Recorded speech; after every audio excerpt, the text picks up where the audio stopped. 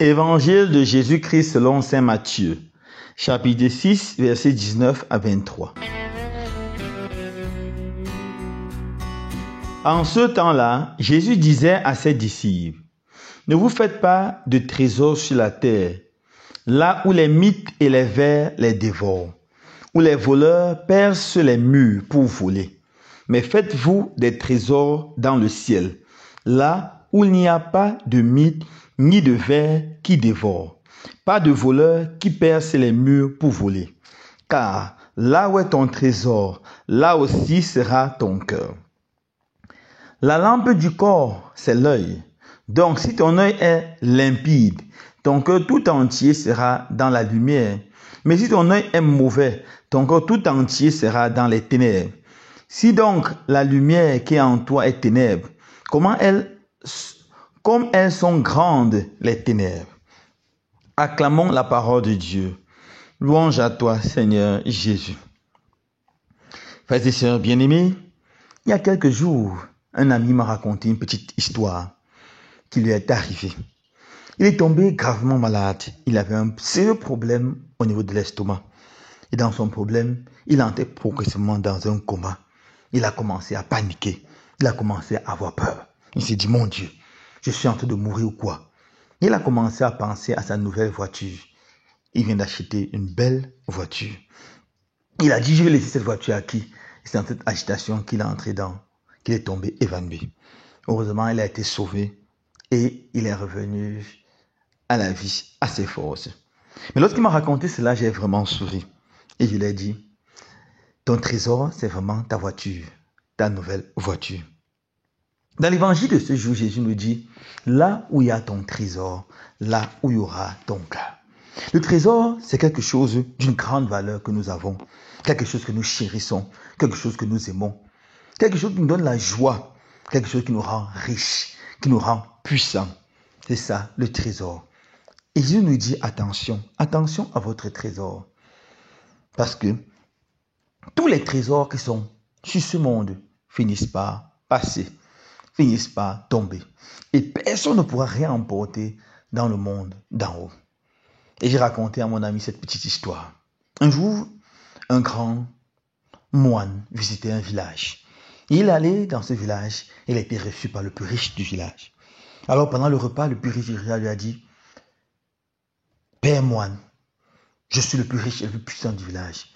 Demandez-moi tout ce que vous voudrez et je vais vous donner. » Et le moine a mis sa main dans sa poche et a pris une aiguille et a remis à cet homme riche. Il a dit, ce que je veux, c'est que tu me remets cette aiguille au paradis. Alors cet homme riche a commencé à paniquer. Il a dit, mais comment c'est possible, père moine? Dis-moi quelque chose qui est réalisable. Il a dit, si tu n'es pas capable, le moine lui a dit, si tu n'es pas capable de me remettre cette aiguille au paradis, qui te dit que tu devras apporter ta richesse ou tes trésors au paradis? Ce que moi je veux, ce n'est pas créer un trésor sur cette terre, car tout disparaît, mais c'est de me créer un trésor au paradis. Là où il y a ton cœur, là où il y a ton trésor. Pour avoir un trésor sûr au paradis, mes frères et sœurs, nous devons mettre notre cœur en Jésus et rien qu'en Jésus. Jésus doit être avant tout notre premier trésor, car Jésus c'est la seule personne qui nous lâchera jamais. Un jour, nous abandonnerons tout notre argent, nos richesses, nos maisons, nos voitures, nos comptes en banque. Nous abandonnerons tout. Un jour, nous abandonnerons même les personnes que nous aimons, notre mari, notre femme, nos enfants, nos parents, nos amis, même nos ennemis. Nous abandonnerons tout. La seule personne qui ira avec nous, c'est Jésus. Jésus qui sera à notre côté pendant l'ultime voyage de la mort et dans l'étape de la vie après la mort.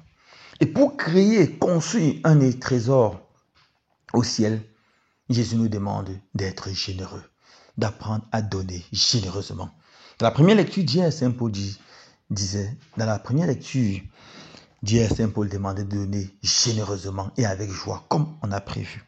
Qui donne à un pauvre prête à Dieu, qui donne à un misérable, donne au Fils de Dieu.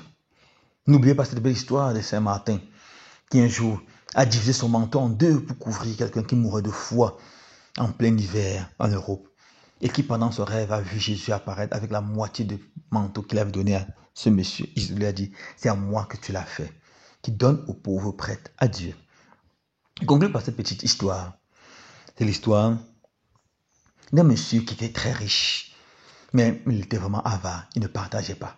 Mais il avait un voisin qui n'était pas si riche que lui, mais qui avait un cœur généreux, qui aidait les pauvres, les malades, les faibles. Et quand ils sont arrivés au ciel, Dieu a présenté aux deux la maison, parce que les deux étaient les chrétiens, ils adoraient Dieu dans la même paroisse. Le riche s'est vu avec une petite maison, vieille maison, en cabane, faite avec quelques feuilles. Pendant que celui qui n'était pas si riche, avec un palais.